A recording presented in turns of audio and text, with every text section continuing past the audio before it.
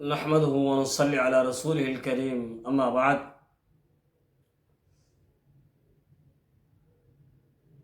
ہم آپ کے سامنے فتح وجات کا سلسلہ پیش کیے ہوئے ہیں۔ اسی سلسلے کو مزید تسلسل دیتے ہوئے آپ کی خدمت میں ایک اہم سوال اور اس کا جواب پیش کر رہے ہیں۔ سعودی فتح کمیٹی کی طرف سے سوال نماز کے حوالے سے ہے۔ سوال یہ ہے کہ جب امام کی چوتھی رکعت میں بے وضو ہو جائے اور وہ کسی ایسے امام کو نائب بنائے جو تیسری رکعت میں شامل ہوا تھا، تو ان لوگوں کے لیے کیا حکم ہے جو پہلے امام کے ساتھ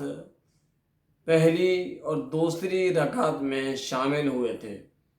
کیا ان کے لیے امام ثانی سے قبل سلام پھیرنا جائز ہے، یا وہ امام ثانی کی اقتدا کرتے ہوئے 4 سے زیادہ رکعات پڑھ سکتے ہیں، یا وہ بیٹھ کر انتظار کریں حتیٰ کہ ان 4 رکعات کو امام پورا کرے اور وہ سلام پھیرے تو یہ اس کے ساتھ سلام پھیریں؟ ان حالات میں ان سب لوگوں کی نماز کا کیا حکم ہوگا؟ جواب بڑا ہی اہم ہے سوال، اور اس کا جواب بھی اتنا ہی اہمیت رکھتا ہے کہ اگر ان نمازیوں کا معاملہ واقعی اس طرح ہے جس طرح سوال میں بیان کیا گیا ہے، تو جن لوگوں کے لیے امام اول کے ساتھ پہلی یا دوسری رکعت میں شرکت کی، وہ اس نماز کی تکمیل کے بعد امام ثانی کے ساتھ زیادہ نماز نہیں پڑھیں گے، بلکہ اپنی جگہ پر بیٹھے رہیں گے، کیونکہ انہوں نے 4 رکعت نماز پڑھ لی ہے جو ان پر واجب تھی، جو ان پر فرض تھی، وہ فرض پورا کر لیا ہے۔ لیکن وہ امام سے پہلے جو دوسرا امام بنایا گیا، اس امام سے پہلے سلام نہیں پھیر سکتے۔ کیوں؟ کہ نبی علیہ الصلوۃ والسلام کی ایک حدیث ہے جس میں الفاظ ہے کہ انما جعل الامام لیتم بہ، صحیح بخاری کتاب الاذان، باب اقامت الصف من تمام الصلاۃ۔ صحیح مسلم کے اندر بھی کتاب الصلاۃ کے اندر یہ حدیث موجود ہے۔ حدیث کے اندر یہ بات واضح ہے کہ امام کو اسی لیے بنایا جاتا ہے تاکہ اس کی اقتدا کی جائے، تاکہ اس کی نماز کی حالت میں اس کی پیروی کی جائے۔ لیکن اس حدیث کو دلیل بنا کر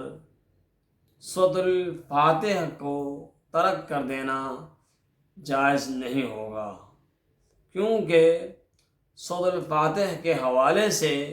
نبی علیہ الصلوۃ والسلام کا خصوصی فرمان موجود ہے کہ جس شخص نے سورہ فاتحہ نماز میں نہیں پڑھی اس کی نماز نہیں ہوگی۔ اس میں اس بات کی بھی وضاحت ملتی ہے کہ امام سورہ فاتحہ پڑھے اور وہی سورہ فاتحہ مقتدیوں کے لیے کافی ہو جائے، ایسا اس حدیث سے نہیں ملتا۔ اور یہ جو حدیث ہے انما جعل الامام لیتم بہ، کہ امام بنایا ہی اس لیے جاتا ہے تاکہ اس پیروی کی جائے اس کی، اس حدیث کی آڑ میں سورۃ الفاتحہ کا امام کے پیچھے تلاوت کرنے کو رد کرنا یہ جہالت ہی کہلائے گی۔ اللہ تعالی ہمیں نماز کے معاملات کو سمجھنے کی توفیق عطا فرمائے۔ سوال کے اندر جو بات تھی وہ یہ تھی کہ امام تیسری رکعت کے اندر اس نے چوتھی رکعت 3 رکعتیں مکمل کی، چوتھی رکعت میں امام بے وضو ہو گیا۔ اب امام نے ایسے شخص کو بنایا، اپنا نائب جو تیسری رکعت میں شامل ہوا تھا، اب پہلے امام کے ساتھ جو امام بے وضو ہوا، اس امام کے ساتھ جو لوگ پہلی رکعت میں شامل ہوئے تھے، اب ان کے لیے کیا حکم ہے؟ دوسرا امام کیونکہ وہ تیسری رکعت میں شامل ہوا ہے، اس کی بقیہ 2 رکعتیں موجود ہیں، اب وہ 2 رکعتیں پڑھ کر پہلے امام کے ساتھ پہلی رکعت میں شامل ہونے والے لوگ ہیں، ان کے لیے حکم کیا ہوگا؟ ان کے لیے یہ ہوگا کہ وہ اس امام کی باقیہ 2 رکعتیں جو اس کی رہ گئی ہیں امام کی، اس میں اس کی پیروی صرف اس حد تک کریں گے، کیونکہ وہ 4 رکعتیں اس کو مکمل کرنی ہیں، تو لہذا ان کی جو پہلے امام کے ساتھ 2 رکعت پڑھ چکے ہیں، ان کی دوسرے امام کے ساتھ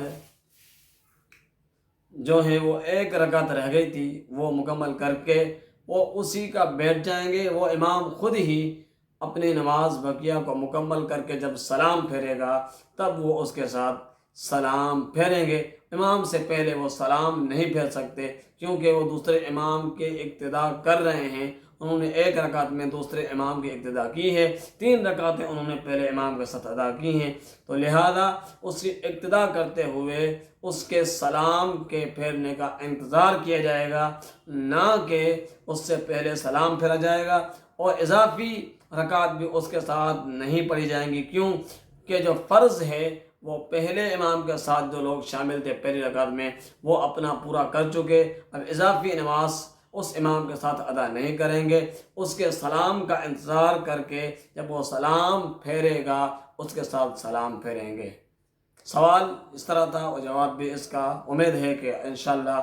آپ کو سمجھ آ گیا ہوگا۔ اللہ تعالی ہمیں جمیع معاملات کے اندر رہنمائی فرمائے۔ ھذا ما عندی وما توفیقی الا باللہ۔